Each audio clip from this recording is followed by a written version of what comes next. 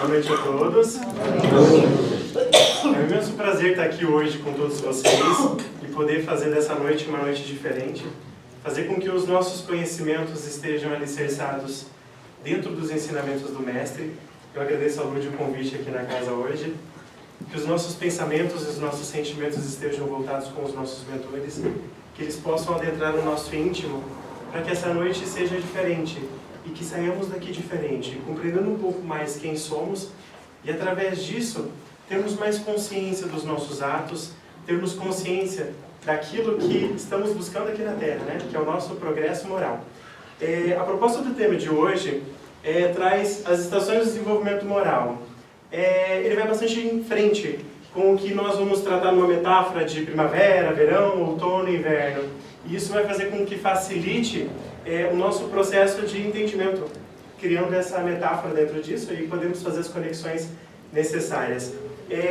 Estamos vivendo um momento onde a lei do progresso ela é inexorável. Ela faz com que nós sejamos movimentados para progredirmos, para evoluirmos, para sabermos quem somos e, através disso, termos boas atitudes, através disso, fazermos com que o nosso progresso seja bastante pautado sempre dentro do amor. Alguns caminham mais lentamente, alguns vão mais rápidos, outros têm uma pressa gigantesca de tanto, né? Outros acabam estacionando, esperando um tempo para progredir através disso. Isso é bastante importante. Nós vivemos um momento hoje onde o processo do aprimoramento do ser, ele está um pouco sendo deixado de lado. Estamos mais preocupados, muitas vezes, em ter, e esquecemos de ser, de trabalharmos os nossos espíritos. Queremos ter uma bela casa, queremos ter bons carros, queremos ter diversos diplomas, e esquecemos que muitas vezes, se não alicerçarmos quem somos no nosso progresso do espírito, esse ter acaba tendo rupturas, né? Eu posso ter diversos diplomas, ter um PhD, só que se eu uma pessoa egoísta, onde o meu conhecimento ele fica restrito apenas a mim, isso acaba gerando um problema, porque eu tenho tanto conhecimento, tanta informação, e se eu não desenvolvo o meu ser, a empatia, de poder fazer com que o outro acabe aprendendo junto com você, isso acaba complicando a sua vida, porque você retém e não coloca para fora. E aí você acaba se fechando, entrando numa condição mental onde você passa por diversas situações de dificuldade, porque você não tem a capacidade de amplificar o seu espírito. Se a gente for observar, Cristo quando veio na Terra, ele não veio no Rolls Royce, ele não veio numa casa de 2 pisos, né? Não tinha piscina nem nada disso. Ele veio numa gruta de Calvário, num lugar extremamente simples. O pai dele era carpinteiro, não era nenhum doutor da lei da época. Ele tinha um local onde não era de ouro, nem banhado de prata, nem com tecidos nobres, nem nada. Veio num lugar extremamente simples. Ele veio a personificação daquilo que ele veio nos ensinar. Ele veio trazer a nós o quê? A simplicidade, a humildade, o olhar caridoso com o próximo, a compaixão. Ele veio nos mostrar que eu não tenho nada, mas eu tenho tudo. Eu tenho a fé no Pai. Eu tenho a força da união com os meus irmãos aqui. Eu tenho a força da sabedoria, de poder ajudar aqueles que estão necessitados. Como se diz, ele não veio para ninguém que estava bem, ele veio para aqueles que estavam necessitados realmente. E nós estamos vindo aqui nessa terra para quê? Estamos vindo aqui buscar em nós o conhecimento deste mundo para quê? Para amplificarmos quem eu sou, ou para amplificarmos quem eu sou e estender isso àqueles que estão em dificuldade. Como você disse agora, somos um feixe. Aqueles que estão mais necessitados, eu vou fazer com que eles sejam elevados junto comigo, no tempo dele, sem eu forçar nada, sem eu fazer com que ele seja trazido de uma forma abrupta, né? Então, na questão 919, interessante, Kardec coloca bem assim: qual o meio prático mais eficaz que tem um homem de se assemelhar nessa vida e de resistir à atração do mal? Aí Santo Agostinho vem dar uma lapada, assim, né? Simples, direto e pontual. Um sábio da antiguidade vos disse: conhece-te a ti mesmo. Aí a gente lê isso no Livro dos Espíritos e fala assim: conhece-te a ti mesmo. O que seria conhecer a mim mesmo, né? Aí a gente passa o Réveillon e aí pula uma onda, vai lá na areia, fecha o olho e fala assim, esse ano vai ser um ano promissor, porque esse ano fiz isso. Esse novo ano vai ser como? Esse novo ano eu vou deixar minha Coca-Cola de lado, vou deixar minha pizza de lado, vou deixar minha lasanha, vou entrar pro CrossFit, né? E aí é o planejamento. Mas na verdade a gente esquece que esse conhece-te a ti mesmo, na verdade, ele é dia após dia. É uma conquista que nós vamos fazendo diariamente. Se nós deixarmos para apenas um período do ano conhecer a nós mesmos e fazer uma reflexão de como foi o nosso ano, nós acabamos deixando passar muitas situações que poderiam ter sido corrigidas e aperfeiçoadas, e através disso fazer com que a sua mudança, a sua paz íntima, a sua plenitude, essa busca que nós estamos todos aqui, estamos buscando compreender a nossa vida, mas principalmente compreender quem somos. Aí tem aquela pergunta clássica, qual é a minha missão aqui na Terra? O que eu vim? A nossa missão é sabermos quem somos. E através disso, lapidarmos as nossas atitudes, lapidarmos os nossos comportamentos, e isso começa a ter um peso totalmente diferente. Aí Kardec foi um pouco mais além, na questão 909. Ele trouxe o seguinte, poderia sempre o homem, pelos seus esforços, vencer as suas más inclinações? Aí o Espírito respondeu assim, sim, e frequentemente fazendo esforços muito insignificantes. Aí quando eu li isso, eu pensei assim, gente, esse Espírito acho que nunca reencarnou, porque ele está aqui, será que vivenciando o que nós estamos passando, porque esforços muito insignificantes fazem grandes feitos. Aí ele continua assim, o que lhe falta é a vontade. Ah, quão poucos entre vós se esforçam. Então quando a gente lê isso, a gente acaba pensando o quê? Meu, tão pouco. Quanto de efeito que estamos colocando na nossa prática, do nosso desenvolvimento? Quanto que estamos olhando para nós e identificamos quais são as minhas vicissitudes? Geralmente eu faço entrevistas, né, no emprego que eu trabalho para contratar novas pessoas. E aí a gente faz aquela pergunta, todo mundo sabe o que vai fazer, e a pessoa fala assim, quais são os seus defeitos, quais são as suas qualidades? A pessoa faz assim, ó, meu Deus, quais são? Se nós não conhecemos quem somos, como iremos trabalhar nesse processo de desenvolvimento moral? O Espiritismo nos convoca a todo instante a olharmos para as nossas atitudes, a olhar para os nossos comportamentos. Ele faz com que nós a todo instante falamos, o que eu estou fazendo, como que eu estou fazendo. O Evangelho, ele amarra a gente, né? Ela até pegou o Evangelho grande e falou assim, é o Evangelho mesmo. Ele amarra a gente, depois que a gente sabe que fazer a caridade é salvação, se eu não estou fazendo, como está a minha salvação? Se eu sei que eu tenho que amar ao próximo, quem é esse meu próximo? É só meu vizinho, os da minha casa, a minha família, os que estão lá longe, esses não preciso amar, porque esses é pena de morte. Esses é a selvageria. Não, eles são irmãos. São irmãos necessitados também, que estão precisando da nossa compaixão. Aí o Evangelho me mostra, seja uma pessoa que tenha compaixão. Ame. Porque Cristo, quando veio, Ele amou a todos. Mostrou que todos merecem oportunidade. Ou seja, todos nós merecemos oportunidade. Teve um estudo que foi feito, bastante interessante. Eles ficaram observando mais ou menos quantas quedas uma criança tem para poder aprender a começar a andar. Foi identificado mais ou menos 900 quedas para ela começar a andar. Aí eu começo a parar perto e falo assim, então quer dizer que se a criança tem toda essa paciência para 900 tombos e começar a aprender a andar, será que nós, sendo pais, né? O pai, quando a criança cai, o que faz? Levanta, não faz, né? Não chora, tenta fazer todo um esquema ali para a criança não chorar. Quando nós caímos no nosso desenvolvimento moral, você acha que Jesus, que Cristo, que Deus vai pegar e vai falar assim, você vai para o inferno pro resto da vida, meu filho, porque você errou uma vez? Fica estranho, né?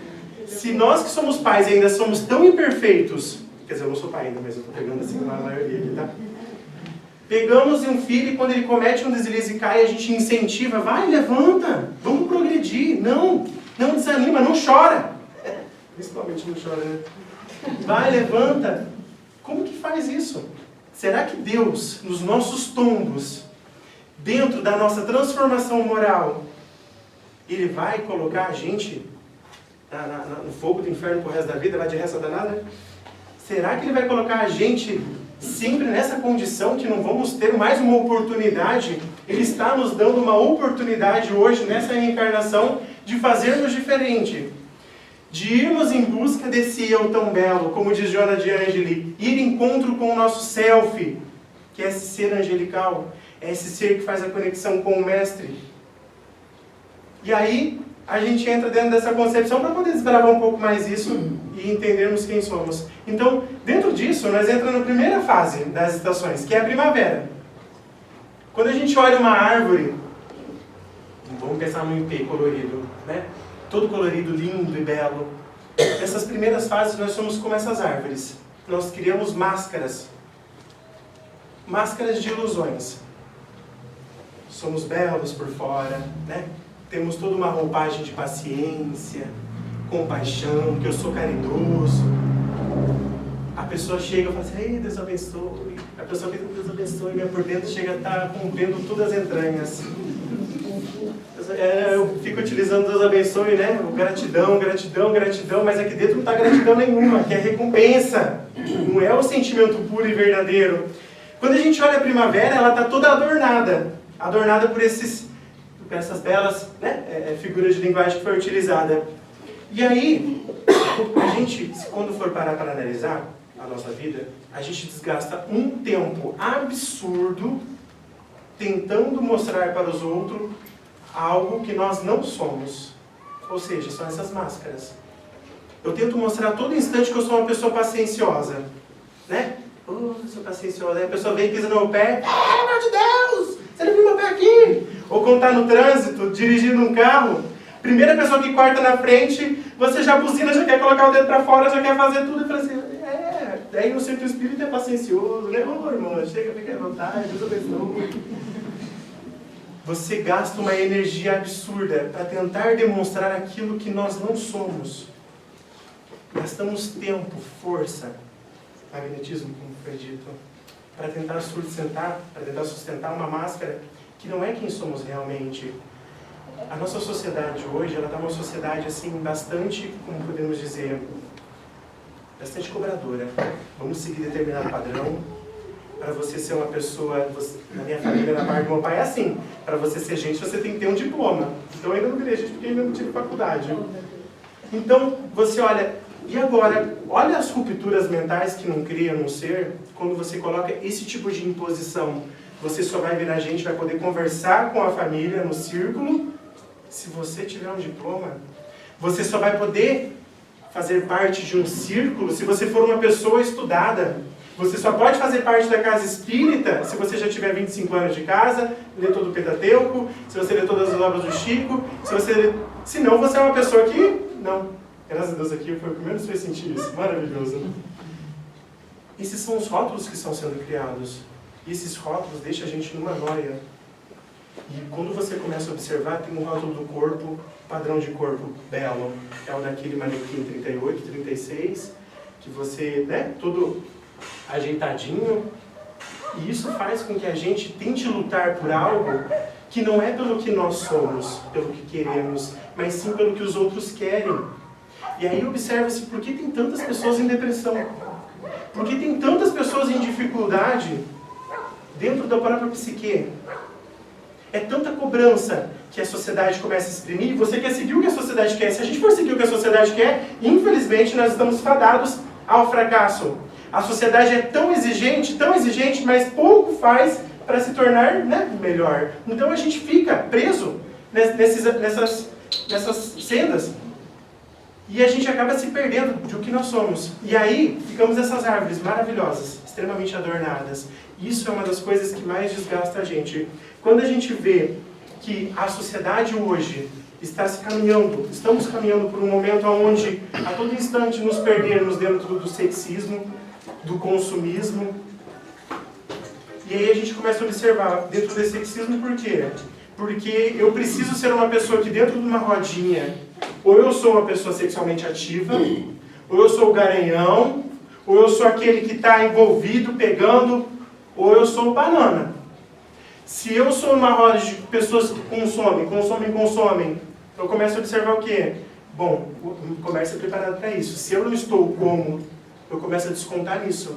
E aí começa a entrar dentro da gente essas movimentações que acabam fazendo com que nós não estejamos verdadeiramente alicerçados com o que tem que ser. E isso acaba dificultando o nosso progresso. Então, dentro dessa primavera, nós precisamos começar a fazer o quê? Dentro desse processo do desenvolvimento moral. Olhar para quem somos. Quem sou eu? Eu sou uma pessoa que sinto inveja? Sim. Eu sou uma pessoa que tem raiva? Sou. Eu sou uma pessoa que tem que perdoar ainda? Tem uma lista ainda de pessoas que eu preciso começar a trabalhar isso. Quando eu começo a fazer isso, eu começo a enxergar verdadeiramente aquilo que eu sou. E quando eu começo a olhar que não sou só eu que sou invejoso, que nós estamos numa sociedade rumo ao desenvolvimento, né? É um planeta de provas e expiações. Então aqui ainda todos estamos envolvidos nessas vicissitudes. Eu começo a ter um amor maior sobre esse sentimento que eu tenho. Porque eu não sou o único. O problema é quando você está cercado de todo mundo perfeito. Já imaginou? Cristo é tão inteligente até nisso, que se fosse, olha só, eles poderiam fazer assim, ó, vamos fazer o planeta desenvolver bem rápido, né? O que nós vamos fazer? Vamos colocar 1000 anjos ali em Maringá, para poder desenvolver essa cidade logo. Gente, não tem uma coisa mais chata, acho que você chegar perto de uma pessoa e ela ser extremamente pacienciosa, extremamente perfeita, tudo que você faz, ela te abençoa, não tem problema, não tem problema, pelo amor de Deus, não, dá briga comigo, por favor, porque eu preciso de alguém para dar uma resposta. Imagina onde nós estaríamos hoje, para começo de conversa eu não estaria aqui na frente, porque eu falando de reforma íntima, um ser extremamente imperfeito, e aí como que uma pessoa perfeita aqui falando para as pessoas, como que teria a conectividade? Como que teria um espelhamento? Como que a gente poderia unir as informações para... Nossa, olha, Lud, eu também me vejo nessa situação. Não teria como, porque aqui é perfeito. Aqui já sabe amar, aqui já sabe perdoar, aqui já sabe falar bom dia, boa tarde, boa noite, mesmo com o pé da vida. Ficaria estranho, ficaria bastante estranho. Então Deus colocou todos nós justamente nessa seara para que nós possamos desenvolver isso e trabalharmos isso dentro de nós e através disso trazermos os outros. É a coletividade, a união, essa união que faz a força para a gente poder progredir. Então dentro disso, a gente vê que não adianta, tem até a parábola da figueira seca, não adianta uma árvore toda cheia, mas não tem bons frutos. Então a gente precisa tomar muito cuidado nesse processo da primavera com esse nosso orgulho. Logo depois disso, a gente entra dentro do verão. Quando a gente lembra no verão, a gente começa a perceber o quê? É um verão, o calor, aquela coisa queimando, e a gente começa a observar dentro dessa fase desse desenvolvimento moral, o nosso orgulho exacerbado. Vamos fazer uma analogia. O orgulho versus a humildade. A pessoa orgulhosa, ela se exacerba. Não é? Coloca-se sempre em referência, eu que quero ganhar todos os prêmios, é porque eu sou melhor, é porque eu faço tudo girar, é porque eu faço tudo acontecer, eu. Então ela fica mais próxima do sol, consecutivamente, ela vai torrar mais. Por quê? Porque ela vai estar exacerbando esse orgulho dela. Quando a gente olha uma pessoa humilde, o que é essa pessoa humilde? Ela dá o lugar para outra. Se você tiver que ganhar o prêmio, não tem problema. Imagina, eu prefiro ficar aqui no anonimato.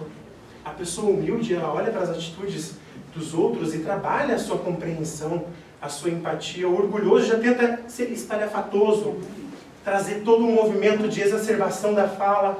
Então, quando a gente olha essas duas condições, a gente vê que esse nosso processo de desenvolvimento moral dentro da humildade coloca a gente numa posição mais abaixo. Não abaixo por se deixar pisar em cima, mas abaixo na posição de mais simplicidade, mais compreensão, mais atenção. Isso é bastante importante, porque isso faz com que dentro dessa fase a gente comece a olhar as situações e as coisas de um olhar um pouco mais diferente. Aí a gente começa a entender que o conflito com a hipocrisia, ele começa a ser trabalhado de uma forma mais real. Por que conflito com a hipocrisia? No verão a gente observa e vê o quê? A gente vê esse exacerbamento, né, eu estou tentando ser assim, porque eu vou ser assim, porque eu sou uma pessoa pacienciosa. E aqui no verão você começa a olhar essa dor da hipocrisia e começa a falar assim, qual a necessidade disso? Para que isso? O que eu estou fazendo? Então isso é bastante importante, porque começa a se abrir uma consciência, essa consciência do autodescobrimento. E isso é bastante importante. Dentro dessa fase, a gente começa a ver o quê? Pertencimento. Até na fase do verão aqui, eu falei a respeito do... A gente fica tentando se parecer que é humilde, mas lá dentro está borbulhando, a gente fica tentando mostrar que é paciencioso.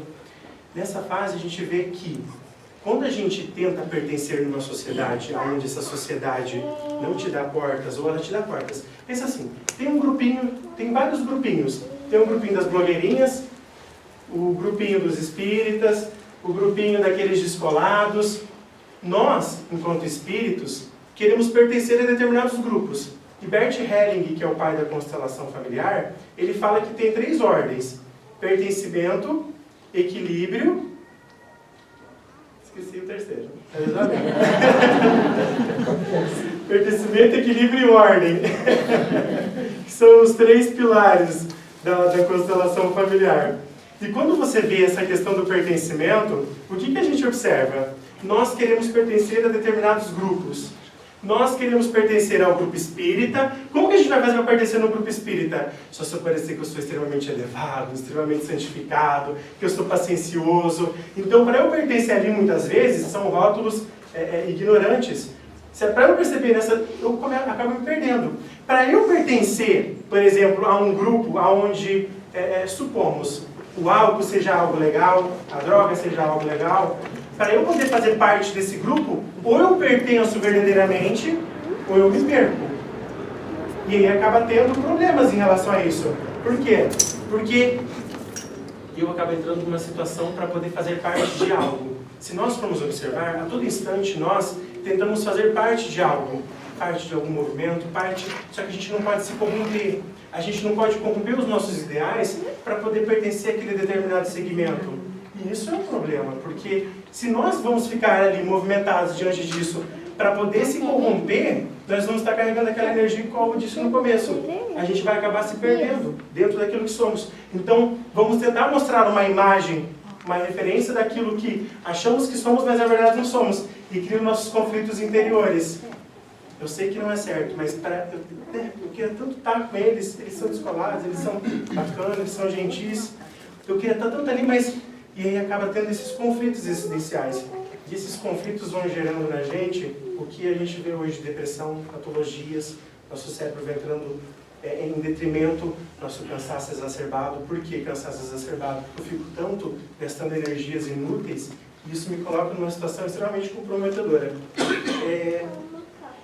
Então, como eu disse, a nossa sociedade a todo instante vai exigindo padrões. Mas quem somos nós para estarmos verdadeiramente lutando contra esses padrões? Qual padrões? Esses padrões, como eu disse aqui agora. Então, dentro disso, entra o quê?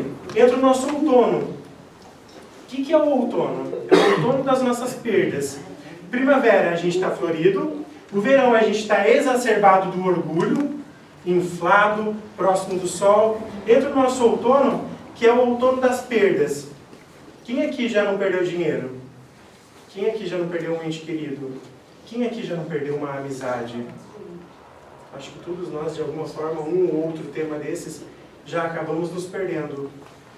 Quando a gente olha nessa visualização do outono das perdas, a gente vê que existem 2 concepções. Dor e sofrimento. A dor, ela é necessária. Nós estamos vivendo hoje num momento onde a dor faz com que nós progredimos. Quantas vezes nós não caímos, quantas vezes nós entramos em profundo sofrimento, mas depois que a gente sai daquela situação, a gente sai mais forte, a gente sai fortalecido, a gente acaba fazendo com que a nossa vida tenha um significado diferente, e o sofrimento não.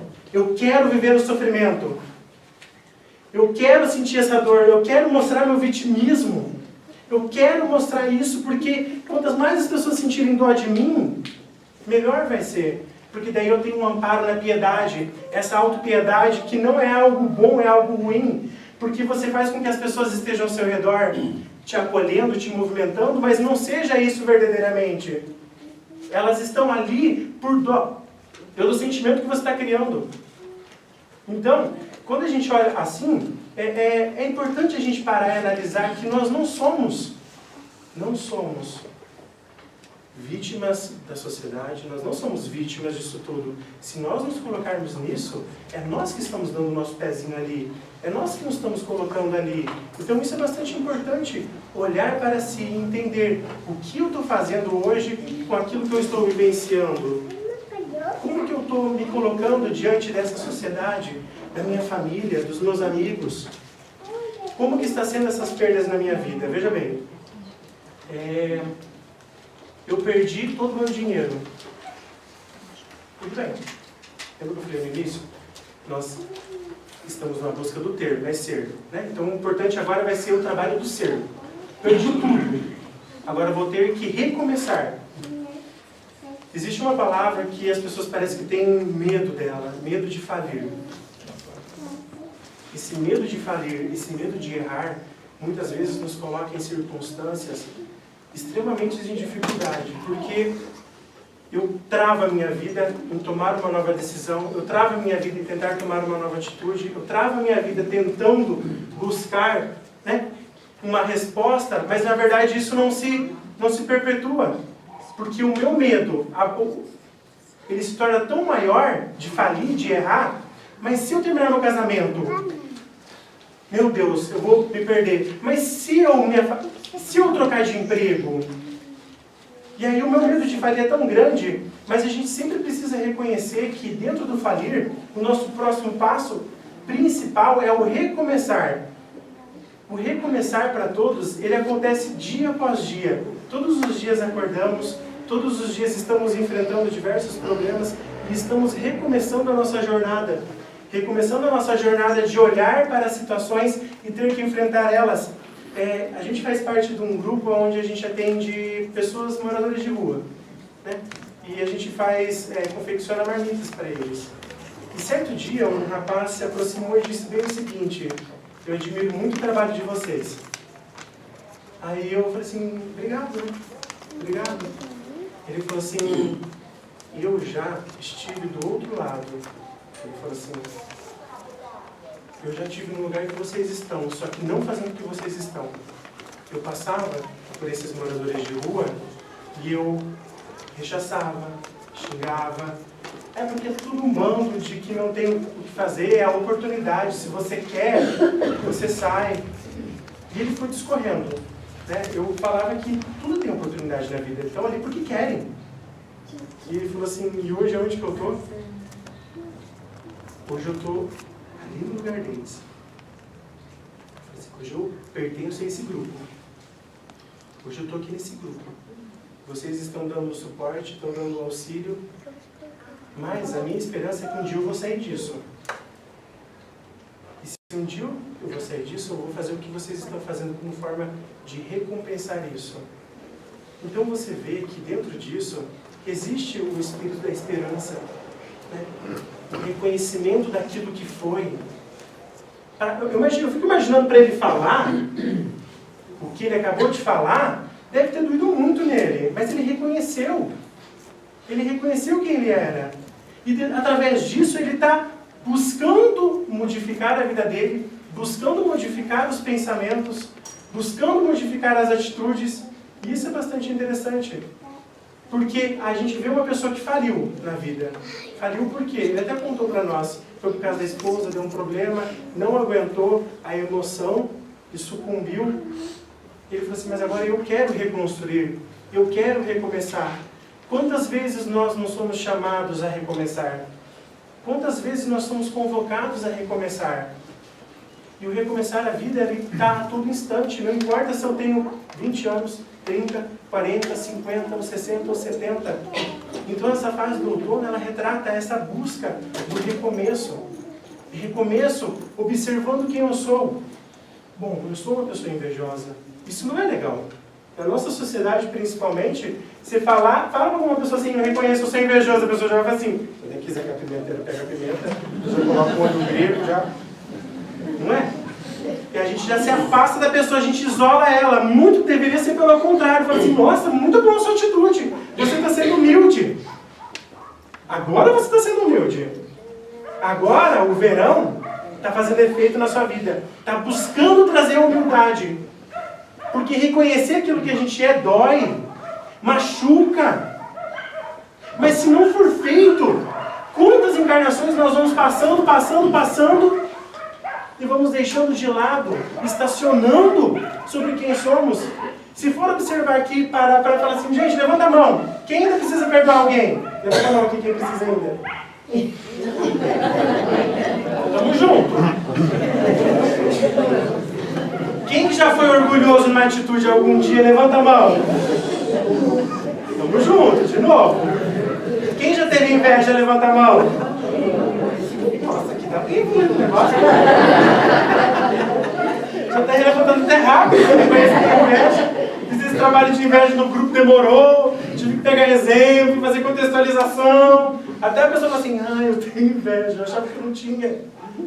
E quando a gente reconhece e a gente vê que nós aqui somos todos, imagina essa sala, metade espírito evoluído e metade espírito em dificuldade. Aí eu peço para levantar a mão, metade não levanta. Daí vocês falam assim, deixa eu falar, que ali é a diretoria. Já não haveria uma exclusão, a gente já fica até, ela fala assim, ali tem que tomar cuidado até para falar. Daí a gente vai falar com a pessoa, a gente chega assim, bem, mãe, com todo cuidado. E tem essa diferença? Tem isso, não existe isso. Então quando a gente olha e vê que todos nós aqui, todos, estamos no mesmo barco, o mais importante é quando nós damos a mão ao outro e falamos assim, eu entendo a sua dor. Não sei o que você está passando, porque, né?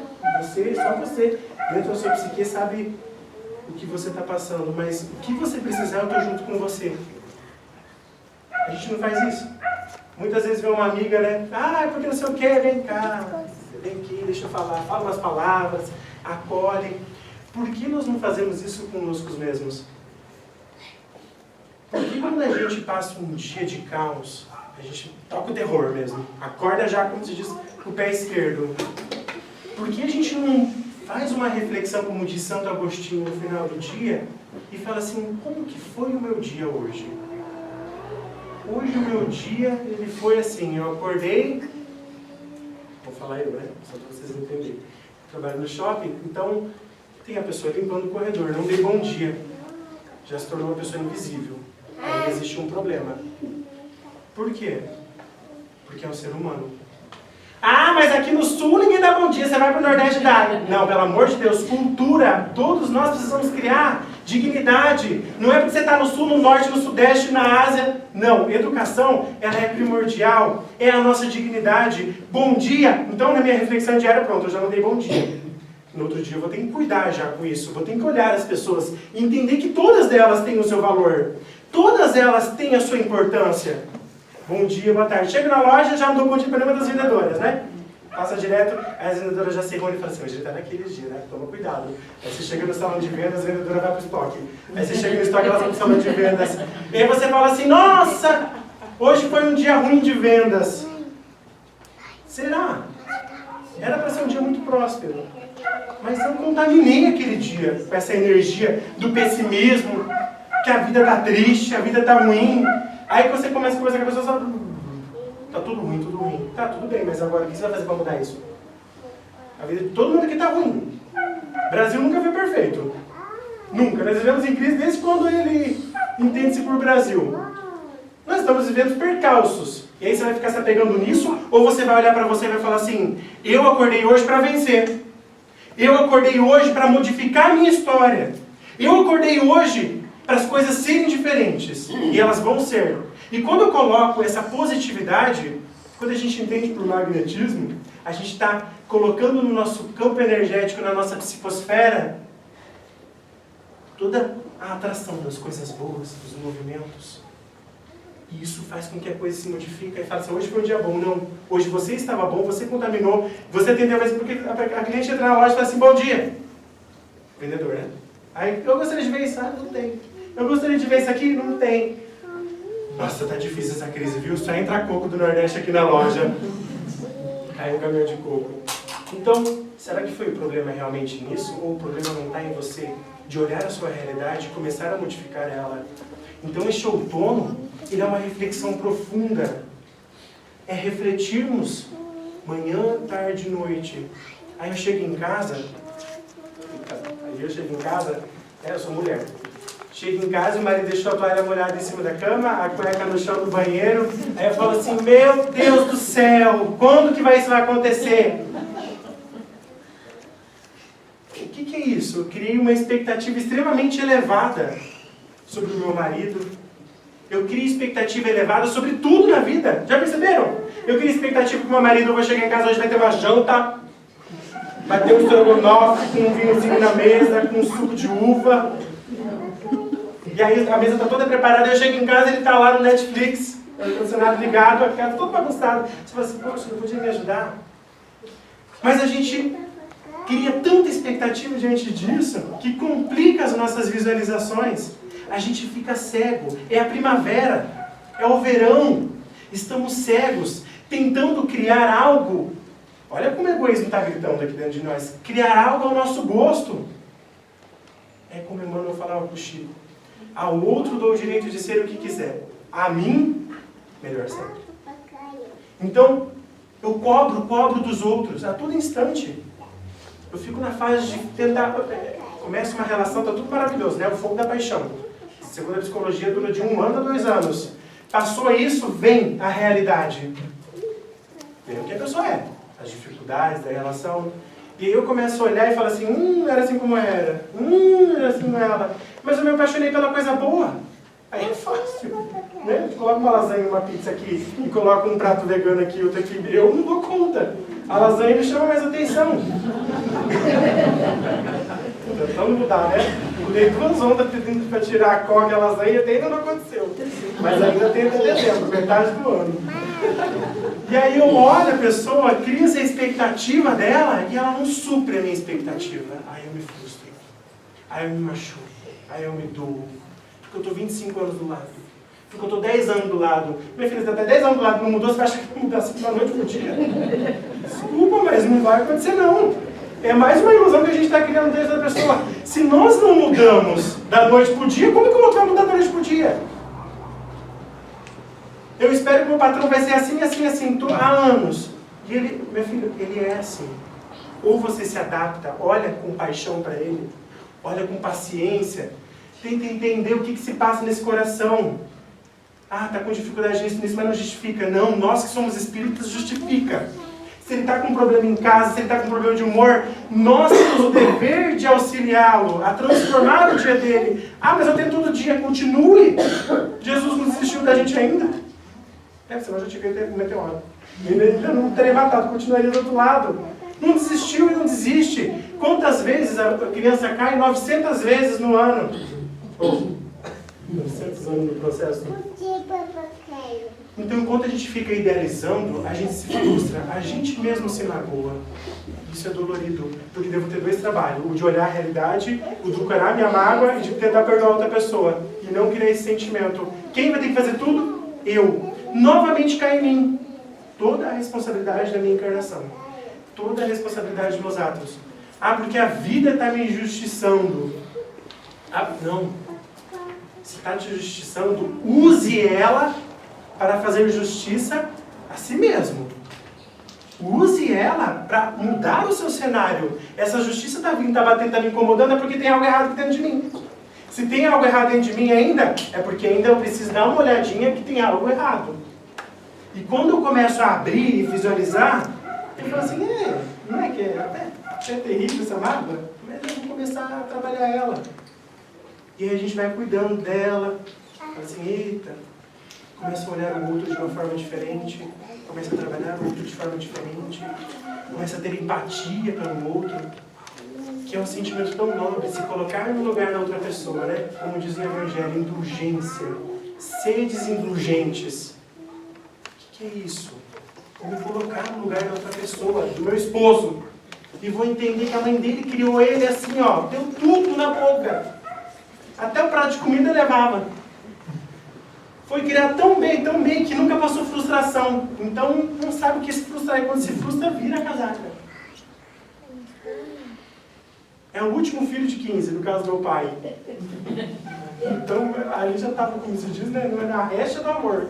Na recha da paciência, na recha de tudo. Então, o que é para ser, vai ser aqui. O 15º irmão. E aí, quando eu começo a olhar a pessoa, me colocar no lugar dela, começa a mudar. Eu começo a falar assim, mas coitada, né? É quando começa a surgir a tolerância, a ternura. Isso começa a aliviar na gente. A gente já não olha ela com os mesmos olhos. E essa maturidade do outono vai criando em nós fortalecimento. Animado aqui na fala, que não está respirando, né?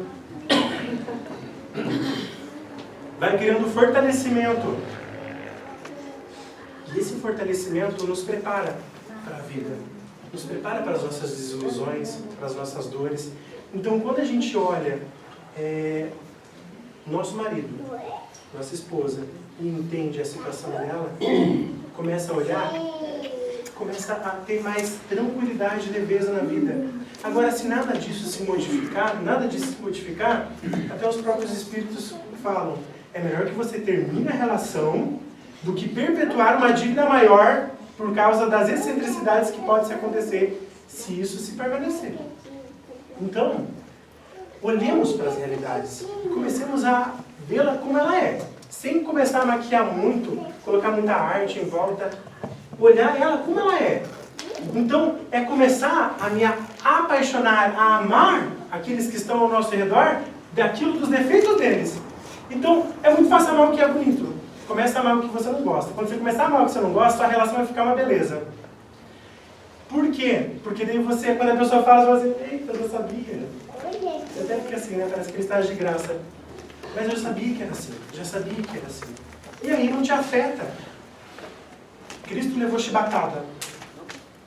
O couro chegou a ser arrancado das costas. Falaram tudo que tinha direito para ele naquele caminho ao qual ele percorria. E de nenhum, ele ficou com mágoa nem raiva. Porque ele olhava as condições das pessoas e sabia a condição que elas estavam. Elas não podiam dar mais que aquilo naquele instante. É nós olharmos o outro e entender que ele só pode dar isso. E se ele só pode dar isso, aceite e não murmure, não reclame. Se você começa a exigir demais do outro, você começa a exigir de si mesmo. E aí começa a ter uma troca tóxica. E essa troca faz com que você perca todo o fio da leveza da vossa vida. E aí a gente fica totalmente intoxicado. Porque a gente fica magoado, fica nervoso, fica com tudo mais um pouco.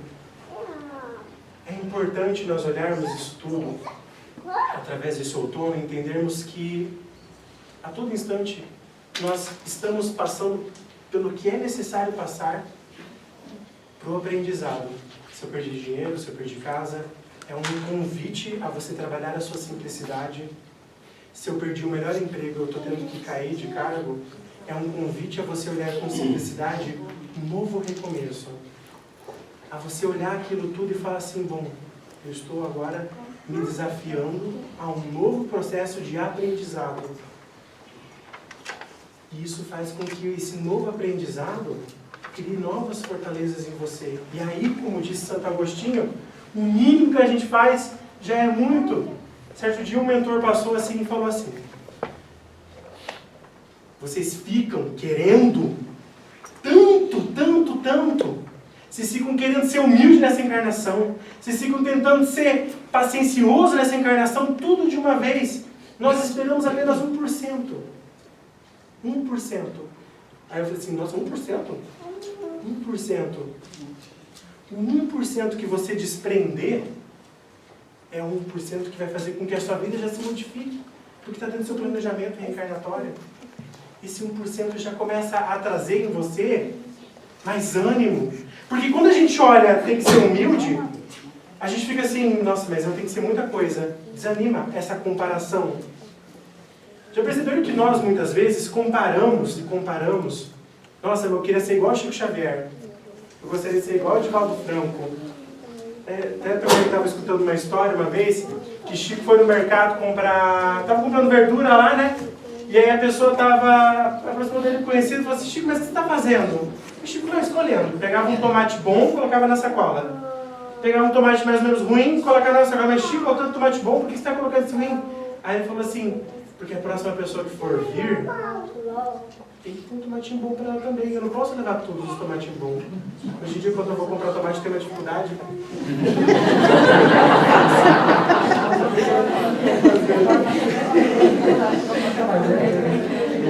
Vou fazer agora, vou deixar próximo.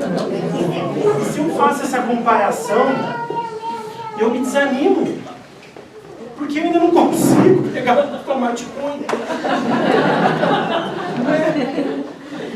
Você olha e fala assim, mas como se diz, né? Ele está colhendo o que está plantando, você está pegando tomate ruim, está colhendo. Está recebendo, né, aquilo que ele precisa, merece. Então, é nós olharmos que se nós formos nos comparar, nós iremos nos sentir muito pequenos, e isso desanima. Perde todo o ânimo. Então, dentro desse desenvolvimento moral, nós precisamos ter ânimo para melhorar. É tanta coisa boa que a gente tem, né? Então, se a gente ficar desanimado com tanta coisa que a gente tem, meu Pai do céu, a gente tem que se animar e olhar que um pouquinho já faz diferença. Então, se eu comparo ao outro, eu me perco. Então, eu utilize a comparação para comigo mesmo. Que eu comece a comparar os meus atos, olhando há um ano atrás, eu não sabia o que era caridade. E hoje eu estou começando a olhar o outro com mais piedade. Há 8 anos atrás, eu não sabia o que era humildade. Hoje eu já conheço. Já é um passo. Há 4 anos atrás, eu não sabia nem o que era inveja. Eu falava que eu não era invejoso. Aqui está todo mundo muito bem, graças a Deus. Levantou, então já está todo mundo em estágio muito melhor. As pessoas muitas vezes não sabem nem aquilo que elas são. Só no próprio conhecimento em si. Eu não sei nem o que quer dizer inveja. Eu não sei nem o que quer dizer orgulho. Eu não sei nem o que quer dizer indulgência. Eu não sei nem o que quer dizer compaixão. Porque a gente explica, né? Compaixão é isso, isso e isso. Há um tempo atrás eu nem sabia o que é isso. Vocês, hoje aqui, saíram da casa de vocês para estar aqui hoje procurando ouvir algo para encaixar na vida e fazer um sentido, para poder se aperfeiçoar, melhorar. Será que algum tempo atrás fazia isso? Se fazia, esquece o que eu estou falando. Será que em busca disso? Porque a gente podia estar vendo Netflix em casa, né? Podia estar numa pizzaria. Mas não, eu estou aqui. Isso é uma comparação que traz ânimo. Porque eu vejo, olha o ponto que eu progredi. Agora, se eu for olhar em relação ao Divaldo, eu falo assim, meu Pai do céu, minha noção do caminho está desse tamanho. Está muito pequenininha. E na idade que ele tinha, a idade que eu tenho, ele já estava com um monte de lugar construído. Mas isso desanima. A gente tem que olhar eles e se inspirar. É diferente de comparar. Quando a gente olha e se inspira, aí sim. Fala assim, olha, se eles conseguiram chegar, então eu vou conseguir chegar. De alguma forma eu vou. Agora, se eu olho e comparo, isso me reduz. Isso me coloca numa posição muito baixa. E aí eu perco todo o ânimo e toda a força. Então, este outono é esse outono da resignação. É o outono das reflexões. É onde nós começamos a fazer o quê? Um contato mais próximo com Deus. Já ouviram a parábola do filho pródigo? Ele sai de casa, em cima do melhor cavalo, a bolsa cheia de ouro, vai pra balada, aproveita tudo que tem direito, os melhores restaurantes, as melhores roupas, tudo. Aproveita. Aí ele volta para casa, porque acabou tudo. Infelizmente, ter tudo aquilo não preencheu. Não deu sentido de vida para ele. Não preencheu a existência dele. Parece que estava faltando algo. Aí ele voltou para casa, quando o pai dele viu ele de longe, o que ele fez? O pai dele já saiu correndo. Aí ele pensou assim, misericórdia, agora que eu levo meu sogra do meu pai. Mas pelo menos se eu apanhar, eu volto a ser filho, né? Porque daí queria aquela concepção. Então, graças a Deus. Quando ele olha o pai dele de sorriso largo, já fala assim, meu Deus do céu, o que aconteceu? E aí o pai vai o acolhendo, o amansando, o envolvendo. Aí ele se ajoelha para colocar, né? Se prostra ao lado dele. O pai dele não deixa para colocar em igualdade. Acolhe, envolve. Este momento é um momento ao qual nós criamos esse acolhimento com Deus. Quantas vezes nós não erramos? Quantas vezes nós não caímos, não tropeçamos, e aí voltamos lá para Deus e falamos assim, Pai, errei de novo, me ajuda. Pai, olha só, Pai, você está vendo? Você está vendo, Pai, que eu acabei de fazer? E aí Deus faz o quê? Calma, meu filho, vamos recomeçar. Vamos recomeçar. Paciência. Não tem problema, eu estou aqui para te acolher. E a gente fica às vezes até com vergonha na nossa prece de falar para Deus, né? Pai, hoje eu errei feio. E aí a gente esquece, né? Que Deus sabe ver todos os nossos pensamentos, tudo que está se passando dentro de nós.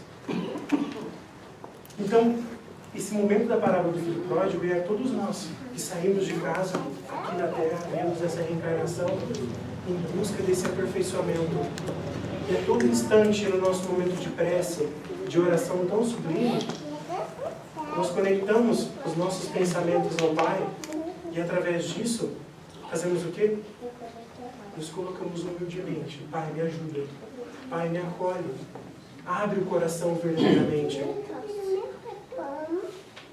E às vezes a gente fica com vergonha de falar, né? Às vezes a gente tenta ludibriar as palavras, falar palavras mais bonitas. Esses dias eu fui pedir pizza, e aí eu liguei lá, e aí a moça falou assim, boa noite, Alexandre. Eu falei assim, já estou conhecida até na pizzaria. Eu falei assim, boa noite. Ela falou assim, o que você gostaria? Eu falei assim, eu queria um cardápio assim, de pizza assim, com borda. Ela falou assim, fica na Rua Gaivota? Eu falei assim, meu Deus, ela sabe até onde eu moro. Aí a gente vê que pelo número do telefone, ela sabe quem eu sou, aonde que está a minha residência, né? Pelo número do IP do computador, o Google sabe onde que a gente está, a gente vai pesquisar alguma coisa lá, ele já mostra, Maringá tem isso, isso, isso, isso. E a gente acha que Jesus, que Deus, não sabe o que se passa dentro de nós. Né? Se o Google já sabe ver onde nós estamos, a moça da pizzaria sabe ver quem sou eu, imagina Deus. Se Ele que é a maior grandiosidade do mundo, maior, sabe ver o que se passa, o que está se passando, o que não está se passando, o que está movimentando dentro, por que a gente tem vergonha? A hora de fazer prece, você lembra da pizzaria, do Google, fala assim, Deus tem meu IP. Ele sabe tudo o que se passa nessa máquina. É importante olharmos para isso e entendermos que Ele sabe tudo o que se passa. Senhor, eu sei que Tu me sondas. A parábola lá de Davi. Eu sei que Tu me sondas, Ele sondas mesmo. Tudo. Mas quando nós nos colocamos para Ele verdadeiramente, é onde isso se abre. Onde isso começa a fazer sentido. Por isso entra a estação do inverno. Esse é o inverno, onde nós vamos nos recolhendo, esse amadurecimento espiritual, esse amadurecimento emocional. Eu já sei reconhecer os meus defeitos, as minhas vicissitudes. Eu estou buscando as informações para me tornar melhor. Porque eu vou falar uma coisa para vocês. Para saber como que é o orgulho, é busca atrás de busca, informação atrás de informação. Porque quando você acha que você está dominando ele criou uma máscara em você e fala assim, pronto, você já está bom, meu filho, está calma. Pronto, o orgulho já te cegou. Te cegou, recomeça o trabalho. Na fase do inverno, você já está entendendo, olha, eu não tenho paciência, eu tenho raiva, eu tenho ódio, uma inveja danada do vizinho comprar um carro novo. Mas eu já sei quais são os recursos para começar a se modificar. Eu comecei a reconhecer. Eu comecei a aceitar quem eu sou. Eu comecei a trabalhar isso. Fui em busca de palestra, fui em busca de informação, fui na casa espírita receber um passe, um tratamento. Me abri, porque até para vir receber o tratamento a gente tem que estar aberto. Porque senão não entra nada. Se a gente vem e está fechado, não entra. É seu livre-arbítrio, sua escolha. A gente precisa se abrir e mostrar a nossa vulnerabilidade. Eu estou passando por isso. Estou passando por isso. Que bom que você falou. Pelo menos você já reconhece que é isso que está. Agora nós vamos trabalhar em cima disso com você. O reconhecimento. Então esse inverno é um amadurecimento. Não quer dizer que chegou no inverno e já está perfeito, não. Quer dizer que, por exemplo, você pegou a inveja para trabalhar, você vê em quais pontos você é invejoso, você vê quais são os recursos para tomar, Você vê quando você se exacerba, onde que é o seu lado sombra, e aí você começa a falar o que nesse amadurecimento do inverno? Agora eu preciso tomar iniciativa, ação. Porque não adianta sabermos, identificarmos e não colocarmos em prática. Então, esse inverno é um inverno onde a gente começa a degustar a prática, colocar ação em cima de tudo isso. E isso começa a trazer a gente uma esperança, começa a trazer força. Porque se eu já consegui isso, então, olha só, eu comparei aqui lá atrás, eu não consegui fazer nada disso. E agora já está se tornando diferente. Então esse inverno começa a trazer na gente esse recolhimento, esse estado íntimo que nós entramos. Só que sem fazer essa ligação com o Mestre, se torna muito mais difícil. É onde nós abrimos as portas para ele adentrar. Senhor, fazemos de mim vossa ferramenta, Pai. Eis-me aqui. Me ajuda, Pai. Lá no Evangelho, nos últimos capítulos, ele coloca a prece mais profunda, é aquela prece onde você já começa pedindo perdão, onde você já começa olhando as suas dificuldades. É humildade isso. É olhar para as dores, expor elas a Deus e tentar compartilhar. Falar assim, Deus, olha, hoje eu estou levantando e meu mau humor está lá em cima, Pai. Por isso, Mestre, quem for mexer com as minhas emoções, me dê sustentação, Pai. Me dê sustentação para não cair. É você também remar. Não é só ele remando. Você está num barco, você quer que só ele faça todo o trabalho. Não, a gente também precisa remar. Mas quando a gente divide isso, divide esse fardo, começa a ficar mais leve, começa a ficar mais manso. Então, Pai, me ajuda. Envolve em Ti. Por isso, irmão do Fogo coloca assim: jamais esqueceis, meus filhos. Olhai, orai e vigiai. Olhai é o autodescobrimento. Olhe para quem você é. Se descubra. Olha aqui no íntimo, o que está te movimentando? Pai, faz esse esforço, olhai. Orai. Essa força a Deus para te dar sustentação diante do que você acabou de ver. Porque muitas vezes eu acabo, nesse processo de desenvolvimento moral, olhando que eu sou invejoso, olhando isso, e eu acabo entrando em martírio, sofrimento constante. E isso acaba me colocando em situações que não geram progresso, porque eu começo a criar culpa. Jung coloca muito isso. Quando você cria culpa, quando você cria essa culpa dentro de si, você não consegue se libertar, não consegue dar asas para ter voos maiores. Então, entra o vigiai. Vigiai as atitudes. Olhai verdadeiramente para quem você é. Olhai verdadeiramente para os seus sentimentos, para a força que você possui. Vigia elas. Coloque elas ali com paixão, com amor. E através disso, esse nosso processo começa a se desenvolver. Com amor, com alegria. Porque se for no sofrimento, é algo errado. Se for na dor, está tudo certo. Porque é na dor que as coisas acontecem dentro de nós. Por isso, gente, é esse nosso processo. Esse nosso processo de desenvolvimento moral, olhando para quem somos, reconhecendo e, através disso, entregando práticas para fazer com que a nossa realidade se torne diferente. E, a partir disso, a gente consegue até mudar a realidade do outro, né? Porque quando a gente sobe num voo, pega um voo, sobe, começa a dar aquela...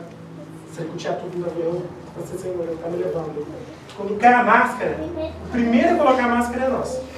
Depois a gente coloca a máscara no outro. Então, dentro desse processo de caridade, é onde nós estamos inicialmente colocando as nossas máscaras, esperando esse oxigênio. E aí depois a gente começa a falar assim, opa, vamos ajudar a colocar mais máscara nos outros, para poder fazer com que a realidade do outro também se modifique. Muito obrigado.